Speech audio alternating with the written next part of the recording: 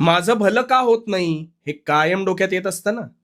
आता यावर एक रामबाण उपाय सांगतो. तो शांतपणे ऐक.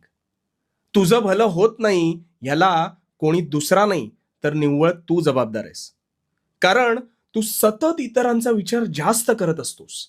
हा असा का, हीच अशी का, ह्याला काय गरज होती असं करण्याची, हे सगळे विचार कायम दुसऱ्याबद्दल तुझ्या मनात घोंगावत असतात.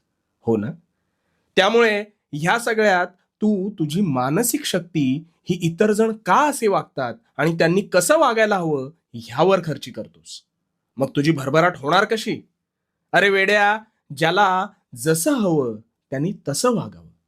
प्रत्येकाचे विचार, संस्कार, आचरण हे कदापि सारखं कधीच असणार नाही. तुला जे वाटतंय ते त्याला किंवा तिला तसं करावं, तसं वागावं असं वाटत नसेल, तर तो सर्वस्वी त्यांचा